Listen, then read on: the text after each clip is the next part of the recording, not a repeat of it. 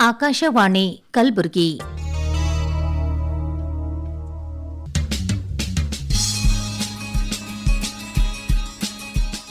ಹೊಸ ಓದು ಪುಸ್ತಕ ಪರಿಚಯದ ಸಾಪ್ತಾಹಿಕ ಕಾರ್ಯಕ್ರಮ.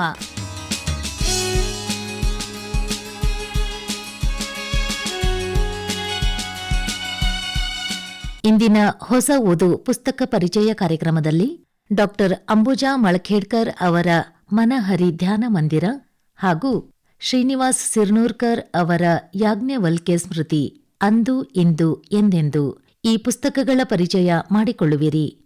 ಪುಸ್ತಕಗಳನ್ನು ಪರಿಚಯಿಸುತ್ತಾರೆ ಮೇಘನಾ ಸಿ ಕೆರಳ್ಳಿ. ಮನಹರಿ ಧ್ಯಾನ ಮಂದಿರ, ಡಾಕ್ಟರ್ ಅಂಬುಜಾ ಮಳಖೇಡ್ಕರ್. ಬಹುಭಾಷಾ ಪರಿಚಿತರು, ಕ್ರಿಯಾಶೀಲ ಪ್ರತಿಭಾವಂತ ಲೇಖಕಿ, ಕವಿ ಮತ್ತು ಅನುವಾದಕಿ. ಆಧ್ಯಾತ್ಮಿಕ ಲೋಕದ ಸಾಧನ ಶಿಖರದತ್ತ ಪಯಣಿಸುವ ಹಂಬಲವುಳ್ಳ ಡಾಕ್ಟರ್ ಅಂಬುಜಾ ಅವರ ಈ ಕೃತಿ ಸಂಗ್ರಹ ಯೋಗ್ಯವಾಗಿದೆ. ಹಿಂದಿ ಭಾಷೆಯಿಂದ ಕನ್ನಡಕ್ಕೆ ಹಲವಾರು ಕೃತಿಗಳನ್ನು ಅನುವಾದಿಸಿ ಪ್ರಕಟಿಸುವ ಮೂಲಕ ಉತ್ತಮ ಅನುವಾದಕಿ ಎಂದು ಹೆಸರುವಾಸಿಯಾಗಿದ್ದಾರೆ. ಮನಹರಿ ಧ್ಯಾನ ಮಂದಿರ ಈ ಸಂಕಲನದಲ್ಲಿ ಅವರು ಬರೆದ ಭಕ್ತಿಗೀತೆಗಳು ಮನನ ಯೋಗ್ಯ, ಗಾನ ಯೋಗ್ಯವಾಗಿದೆ. ಇದು 96 ಪುಟಗಳು ಹೊಂದಿದೆ. 2024ರಲ್ಲಿ ಮೊದಲ ಮುದ್ರಣವಾಗಿದ್ದು ಇದರ ಬೆಲೆ ₹100. ಡಾಕ್ಟರ್ ಅಂಬುಜಾ ಮಳಖೇಡ್ಕರ್ ಈಗಾಗಲೇ ಸಾಹಿತ್ಯದ ಕ್ಷೇತ್ರ ಹಾಗೂ ಮುಖ್ಯವಾಗಿ ಅನುವಾದ ಕ್ಷೇತ್ರದಲ್ಲಿ ಅತ್ಯಂತ ಚಿರಪರಿಚಿತ ಹೆಸರು. ಹಿಂದಿ ಭಾಷೆಯಲ್ಲಿ MA, MPhil, PhD, Hindi B.Ed. Ambuja ಅವರಲ್ಲಿರುವ ಓದುವ ಶಿಕ್ಷಣ ಜ್ಞಾನ, ಪ್ರೀತಿಯ ಸಂಕೇತಗಳಾಗಿವೆ. ವಿವಿಧ ಖಾಸಗಿ ಶಿಕ್ಷಣ ಸಂಸ್ಥೆಗಳಲ್ಲಿ 25 ವರ್ಷಗಳ ಸೇವಾ ಅನುಭವಗಳನ್ನು ಹೊಂದಿ ಈಗ ಸ್ವತಂತ್ರವಾಗಿ ಬರಹ ಮತ್ತು ಅನುವಾದ ಪ್ರಕಾರಗಳಲ್ಲಿ ದಿಟ್ಟ ಹೆಜ್ಜೆಗಳನ್ನಿಡುತ್ತಿದ್ದಾರೆ. ಮಕ್ಕಳ ಕಾವ್ಯ, ಹೈಕು, ನಾಟಕ, ಕಾವ್ಯ, ಸಣ್ಣ ಕತೆ, ದಾಸ ಸಾಹಿತ್ಯ ಹೀಗೆ ವಿವಿಧ ಪ್ರಕಾರಗಳಲ್ಲಿ ಹಿಂದಿಯಲ್ಲಿ ಪುಸ್ತಕಗಳನ್ನು ಪ್ರಕಟಗೊಂಡು ಇವರಿಗೆ ಉತ್ತಮ ಹೆಸರು ತಂದುಕೊಟ್ಟಿದೆ. ಇವರು ಅನೇಕ ಕೃತಿಗಳು, ಪ್ರಶಸ್ತಿ, ಗೌರವಗಳಿಗೆ ಪಾತ್ರರಾಗಿದ್ದಾರೆ. ಭಾವಗೀತೆಯ ನಾದ, ಲಯ, ಪ್ರಾಸ, ಅನುಪ್ರಾಸಗಳ ಲಕ್ಷಣಗಳು ಹೊಂದಿರುವ ಇಲ್ಲಿಯ ಕವನಗಳ ಮೂಲಕ ದ್ರವ್ಯ ಭಕ್ತಿಯಾಗಿದೆ. ಈ ಕಾರಣಕ್ಕಾಗಿ ಭಕ್ತಿಗೀತೆಗಳು ವೇದ ಕಾಲದಿಂದಲೂ ಸಾಹಿತ್ಯದ ಪ್ರಮುಖ ಶಕ್ತಿಯಾಗಿದೆ. ಸರಳತೆ, ಸಮಾನತೆ, ಸಾರ್ವತ್ರಿಕ ವಿಕಾಸದ ದೃಷ್ಟಿಕೋನದ ಬಗೆಯೊಂದಿಗೆ ಜೀವನ ಅನುಭವ, ಅನುಭಾವ, ಸಮರ್ಪಣೆ, ಮನೋಭಾವ, ಆತ್ಮ ನಿವೇದನೆ, ದೈನತೆ, ವಿಶ್ವಾಸ, ನಂಬಿಕೆ, ವಿನಯ, ವಿಧೇಯತೆ, ವೈವಿಧ್ಯತೆ, ಮುಖಗಳ ದರ್ಶನ. ಡಾಕ್ಟರ್ ಅಂಬುಜಾ ಅವರ ಈ ಭಕ್ತಿಗೀತೆಗಳ ರಚನೆಯಲ್ಲಿ ಪ್ರಮುಖ ಆಶಯವಾಗಿರುವುದನ್ನು ಓದುಗರು ಗುರುತಿಸಬಹುದಾಗಿದೆ. ವಾಣಿಗೆ ಮೌನದ ಆಭರಣ, ಕೈ ಮನಕ್ಕೆ ನೀ ಶಬ್ದಾಭರಣ, ವರ ನೀಡಿದ ವೀಣಾಪಾಣಿಗೆ ಉಳಿಸುವೆನ ಕಾವ್ಯಾಭರಣ. ಈ ಗೀತೆ ರಚನೆಗೆ ಕಾರಣವಾಗಿರಬಹುದಾದ ಮನದ ಬಯಕೆಯನ್ನು ಲೇಖಕಿ ದಾಖಲಿಸುವ ರೀತಿ ಇಲ್ಲಿಯ ಭಕ್ತಿ ಕವನಗಳಿಗೆ ತನ್ನದೇ ಆದ ಉದ್ದೇಶವೂ ಇದೆ. ದಾಸರ ಕೀರ್ತನೆಯಲ್ಲಿ ಇರುವ ಸಾಂಪ್ರದಾಯಿಕ ರೀತಿಯಲ್ಲಿಯೇ ಇಲ್ಲಿಯ ಹಾಡುಗಳು ಕೊನೆಯಲ್ಲಿ ಸುಮನ ಎಂಬ ಅಂಕಿತವನ್ನು ಬಳಸಿದ್ದಾರೆ. ಈ ಅಂಕಿತವು ಅರ್ಥಗರ್ಭಿತವಾಗಿರುವುದು ವಿಶೇಷ. ಸು, ವ, ನ ಈ 3 ಅಕ್ಷರಗಳು ಲೇಖಕಿಯ ಮಗಳು, ತಾಯಿ, ತಂದೆಯ ಹೆಸರಿನ ಮೊದಲ ಅಕ್ಷರಗಳಾಗಿರುವುದು ರೋಚಕ ಎನಿಸುತ್ತದೆ. ಭಗವಂತನ ಪ್ರೀತಿಯೊಂದಿಗೆ ಕೌಟುಂಬಿಕ ಪ್ರೀತಿಯ ಬೆಸುಗೆ, ದಾಸರು ಸಹಿತ ಭಗವಂತ ಬದುಕು, ಭಕ್ತಿಯನ್ನು ಸಮರಸಗೊಳಿಸುವುದು ಅವರ ಸಾಹಿತ್ಯದಲ್ಲಿ ಸ್ಪಷ್ಟವಾಗಿದೆ. ಕರುಣೆ ತೋರಬಾರದೆ ವರುಣದೇವ, ವಿಠ್ಠಲನ ಏಕಾದಶಿ, ಬಿಡು ಎನ್ನ ಹರಿಯೇ, ಸುಮನಧಾಮ, ಹೆತ್ತವರ ಸೇವೆ ಮುಂತಾದ ಹಾಡುಗಳಲ್ಲಿ ಸಮಾಜಮುಖಿ ಆಶಯವಿದೆ. ಶಾರದೆಯ ದಯೆಯಿಂದ ಲಕುಮಿಯ ಕಡೆನ ಹಾಡುಗಳಲ್ಲಿ ಹನುಮನಾಮ, ಶಿವ ಓಂಕಾರ, ಕೂಗುವೆ ಕಂದ ಕೂಗುವೆ ಮುಕುಂದ ಇತ್ಯಾದಿ ಗೀತೆಗಳಲ್ಲಿ ದೈವಭಕ್ತಿ, ವರ್ಣಾನಂದ, ಭಕ್ತಿಯ ಬಗೆಯನ್ನು ಅನುಭವಿಸಬಹುದು. ಸುಮನಧಾರಿ ನೀನಾಗಬಾರದೆ ಹರಿಯೇ, ನಾಮ ಬಲ ಸುಮನವೇ ಅಧಿಕವಿರಲಿ ರಂಗ, ಸಾಕು ತಾಯಿ ಒಡಲ ಪರೀಕ್ಷೆ, ನೆಲೆಯನ್ನು ಸುಮನ ಮನೆಯೊಳಗೆ, ಸುಮನ ದಾರಿದ್ರ್ಯ ಓಡಿಸು ಎನ್ನ ಕೇಳಿರಿ ಹರಿ, ಸುಮನ ಶೋಕ ಶಮನ ಮಾಡು, ಬಾರಂಗ ಗೀತೆಗಳಲ್ಲಿ ಭಕ್ತಿ ಮತ್ತು ಬದುಕಿನ ಸಾಮರಸ್ಯವಿದೆ. ಬಾಳಿನ ಬವಣೆ, ಕಷ್ಟ, ಕಾರ್ಪಣ್ಯ, ತಾಪ, ನೋವುಗಳ ಅಂತರಂಗದ ನಿವೇದನೆಯೇ ವಿಷಯವನ್ನು ಹೊಂದಿವೆ.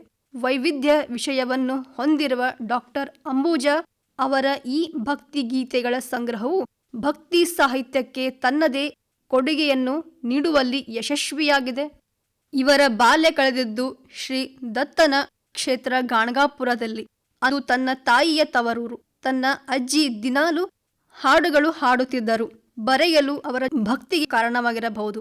ಏಕೆಂದರೆ ನಸುಕಿನಲ್ಲಿ 5 ಗಂಟೆಗೆ ಅವಳ ಜೊತೆಗೆ ಶುರುವಾಗುವ ಪೂಜಾ ಕಾರ್ಯಗಳು, ಅಂದರೆ ಗುಡಿಗೆ ಹೋಗುವುದು, ನಸುಕಿನಲ್ಲಿ 4 ಕಿಲೋಮೀಟರ್ ನಡೆದುಕೊಂಡು ಕಲ್ಲೇಶ್ವರಕ್ಕೆ ಸಂಗಮಕ್ಕೆ ಹೋಗುವುದು, ಆರತಿ, ತೀರ್ಥ ಪ್ರಸಾದ ಪಾಳಿಯಲ್ಲಿ ನಿಲ್ಲುವುದು ಅದೊಂಥರ ರೂಢಿಯಾಗಿತ್ತು.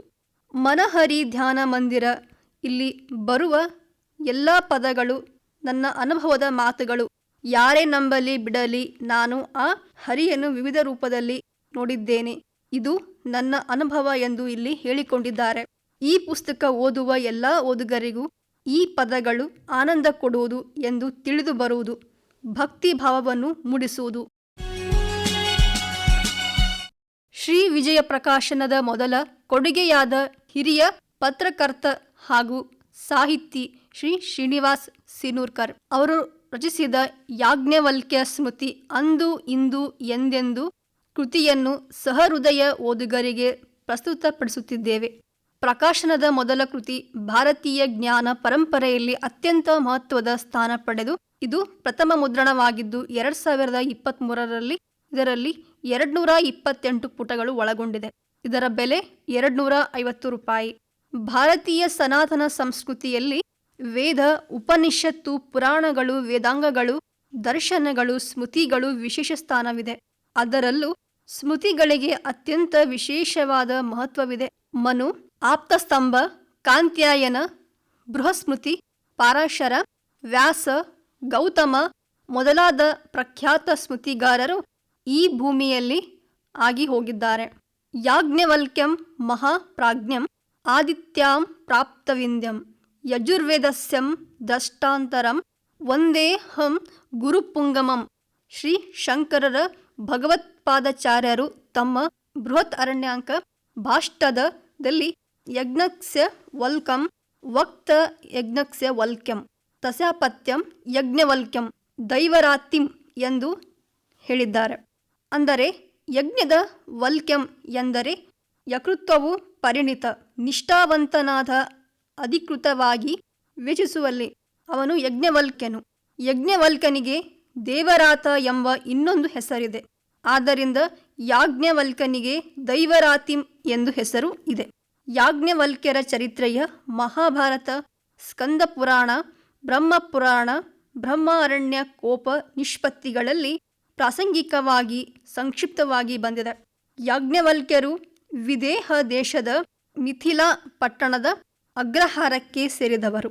ಯಜುರ್ವೇದಿಗಳಾದ ಇವರು ಯಜ್ಞಗಳಲ್ಲಿ ಅದ್ವರ ಪ್ರಯೋಗ ಮಾಡುವಲ್ಲಿ ನಿಷ್ಠಾವಂತರು. ಇವರ ಮಡದಿಯಾದ ಆಲಂಬಿನಿಯು ವೇದವ್ಯಾಸರ ಶಿಷ್ಯರಾದ ವೈಶಂಪಾಯನ ಸಹೋದರಿ. ವೈಶಂಪಾಯನ ಸಹೋದರ ಅಳಿಯನೇ ಯಜ್ಞವಲ್ಕ್ಯರಂ. ಅಪ್ರತಿಮ ಮೇಧಾಮಿಯಾಗಿದ್ದ ಯಜ್ಞವಲ್ಕ್ಯರಿಗೆ 5ನೆಯ ವರ್ಷವೇ ಉಪನಯನವಾಗಿತ್ತು. ಉಪನಯನದ ವಿಧಿಗಳ ಅರ್ಥ ಹಾಗೂ ಆಶಯವನ್ನು ಆಗಲೇ ಪೂರ್ಣವಾಗಿ ಹೇಳಿಕೊಂಡು ಇವರು ಮಿಥಿಲೆಯ ಸಮೀಪದಲ್ಲಿಯೇ ಇದ್ದ ವೈಶಂಪಾಯನ ಕುಲಪತಿಗಳ ಆಶ್ರಯದಲ್ಲಿ ಅಧ್ಯಯನಕ್ಕಾಗಿ ಬಂದರು. ಏಕಸಂಧಿಗ್ರಾಹಿಗಳಾದ ಯಾಜ್ಞವಲ್ಕ್ಯರು ಅತ್ಯಲ್ಪಾವಧಿಯಲ್ಲಿ ಸಹರಸ್ಯವಾಗಿ ಸಂಪೂರ್ಣವಾಗಿ ಯಜುರ್ವೇದವನ್ನು ಕಲಿತರು. ವೈಶಂಪಾಯನವರಿಗೆ ತಮ್ಮ ಶಿಷ್ಯನ ಬಗ್ಗೆ ಅಪಾರ ಅಭಿಮಾನವಿತ್ತು. ಹೀಗಿರಲು ಒಮ್ಮೆ ಶಿಷ್ಯರು ಅಜಾಗೃತಕತೆಯಿಂದ ಅಪದವಾಗಿ ವೇದ ಪಾಠವನ್ನು ಉಚ್ಚರಿಸಿದಾಗ ಗುರುಗಳಾದ ವೈಶಂಪಾಯನವರಿಗೆ ಬ್ರಹ್ಮಹತ್ಯ ದೋಷವು ಬಂದಿತ್ತು. ದೋಷ ಪರಿಹಾರಾರ್ಥವಾಗಿ ಸಂಹಿತಾ ಭಾಗವನ್ನು ಸ್ವಂತ ಪಾರಾಯಣ ಮಾಡುವಾಗ ವೈಶಂಪಾಯನವರಿಗೆ ಒಮ್ಮೆಲೆ ತೀವ್ರ ಅಸ್ವಾಸ್ಥ್ಯ ಉಂಟಾಯಿತು. ಆಗ ಯಾಜ್ಞವಲ್ಕ್ಯರು ಹೋಗಿ ಗುರುಗಳಿಗೆ ನಮಸ್ಕರಿಸಿ ತಾವು ಗುರುಗಳ ಪರವಾಗಿ ಪಾರಾಯಣ ಮಾಡುವುದಾಗಿಯೂ ಗುರುಗಳು ವಿಶ್ರಾಂತಿ ಪಡೆಯಬೇಕೆಂದು ಪ್ರಾರ್ಥಿಸಿದರು. ಇದನ್ನು ದಾಷ್ಟ್ಯವೆಂದು ಭಾವಿಸಿದ ವೈಶಂಪಾಯನವರು ಕೋಪಗೊಂಡು ಯಾಜ್ಞವಲ್ಕ್ಯನನ್ನು ದುರಂಕಾರಿ ಎಂದು ನಿಂದಿಸಿದರು. ತಾವು ಕಲಿಸಿದ ವಿದ್ಯೆಯನ್ನು ತಿರುಗಿ ಒಪ್ಪಿಸಿ ತಮ್ಮ ಆಶ್ರಮದಿಂದ ಹೊರಬೀಳಬೇಕೆಂಬ ಆದೇಶವನ್ನು ನೀಡಿದರು. ನಿರುಪಾಯರಾದ ಯಾಜ್ಞವಲ್ಕ್ಯರು ತಮಗೆ ಅನುಗ್ರಹಿಸಿದ ಸರಹಸ್ಯವಾದ ವೇದ ವಿದ್ಯೆಯನ್ನು ವಾಂತಿ ರೂಪದಲ್ಲಿ ಹೊರಹಾಕಿದ್ದರು. ಯಾಜ್ಞವಲ್ಕ್ಯರು ವೈಶಂಪಾಯನ ಆಶ್ರಮವನ್ನು ಬಿಡಲು ಕಾರಣವಾಗಿ ಅನೇಕ ಕಥೆಗಳು ಪ್ರಚಲಿತದಲ್ಲಿವೆ. ಒಂದು ಕಥೆಯ ಪ್ರಕಾರ ಲೋಕ ಕಲ್ಯಾಣಕ್ಕಾಗಿ ಹೊಸ ವೇದ ಸಂಹಿತೆಯೊಂದರ ಆವಿರ್ಭಾವವಾಗಿರಬೇಕು. ದೇವತೆಗಳು ಅದಕ್ಕಾಗಿ ವೈಶಂಪಾಯನ ಪ್ರಾರ್ಥಿಸಿ ಯಾಜ್ಞವಲ್ಕ್ಯರನ್ನು ತ್ಯಜಿಸಬೇಕೆಂದು ವಿನಂತಿಸಿಕೊಂಡರು. ವೈಶಂಪಾಯನ ಗುರುಕುಲದಿಂದ ಹೊರಬಂದ ಯಾಜ್ಞವಲ್ಕ್ಯರು ಗುರುವಿನ ಅನುಗ್ರಹವಿಲ್ಲದೆ ಯಾವ ವಿದ್ಯೆಯೂ ಪೂರ್ಣವಾಗುವುದಿಲ್ಲವೆಂಬ ಕಾರಣಕ್ಕಾಗಿ ಕುಲಪತಿಗಳಾದ ಉದಾಲಕರ ಗುರುಕುಲವನ್ನು ಆಶ್ರಯಿಸಿದರು. ಯಾಜ್ಞವಲ್ಕ್ಯ ಸ್ಮೃತಿ ಪ್ರಾಚೀನ ಭಾರತೀಯ ಧರ್ಮಶಾಸ್ತ್ರ ಸಾಹಿತ್ಯದಲ್ಲಿ ಸ್ಮೃತಿಗಳು ವೈಶಿಷ್ಟ್ಯಪೂರ್ಣವೂ ಮಹತ್ವಪೂರ್ಣವೂ ಆದ ಸ್ಥಾನವನ್ನು ಹೊಂದಿವೆ. ವೇದೋತ್ತರ ಕಾಲದ ಭಾರತೀಯ ಸಮಾಜದ ನಡವಳಿಕೆಯನ್ನು ಅವು ನಿರ್ದೇಶಿಸಿ ಪ್ರತಿಯೊಬ್ಬ ಮನುಷ್ಯನನ್ನು ಧರ್ಮ, ಅರ್ಥ, ಕಾಮ, ಮೋಕ್ಷಗಳೆಂಬ 4 ಪುರುಷಾರ್ಥಗಳನ್ನು ಪಡೆದುಕೊಂಡು ತನ್ನ ಜೀವನವನ್ನು ಸುಖಮಯವಾಗಿರಲು ಸಾರ್ಥಕಗೊಳಿಸಿವೆ.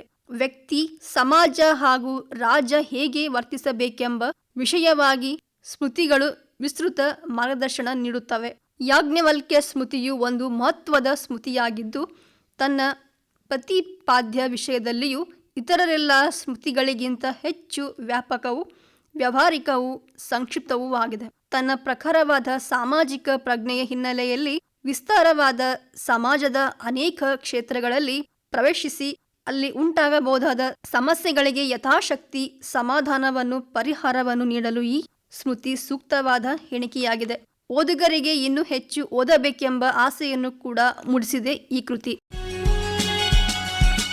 ಇದುವರೆಗೆ ಹೊಸ ಓದು ಪುಸ್ತಕ ಪರಿಚಯ ಕಾರ್ಯಕ್ರಮದಲ್ಲಿ ಡಾಕ್ಟರ್ ಅಂಬುಜಾ ಮಳಖೇಡ್ಕರ್ ಅವರ ಮನಹರಿ ಧ್ಯಾನ ಮಂದಿರ ಹಾಗೂ ಶ್ರೀನಿವಾಸ್ ಸಿರ್ನೂರ್ಕರ್ ಅವರ ಯಾಜ್ಞವಲ್ಕ್ಯ ಸ್ಮೃತಿ ಅಂದು ಇಂದು ಎಂದೆಂದು ಈ ಪುಸ್ತಕಗಳ ಪರಿಚಯ ಮಾಡಿಕೊಂಡಿರಿ.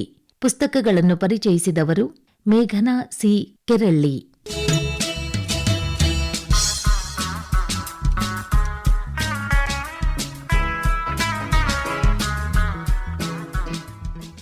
ನಿರ್ಮಾಣ ನೆರವು ಮಧು ದೇಶ್ಮುಖ್. ನಿರ್ಮಾಣ ಶಾರದಾ ಜಂಬಲ್ದಿನ್ನಿ. ಹೊಸ ಓದು ಪುಸ್ತಕ ಪರಿಚಯ ಕಾರ್ಯಕ್ರಮ ಪ್ರಸಾರವಾಯಿತು.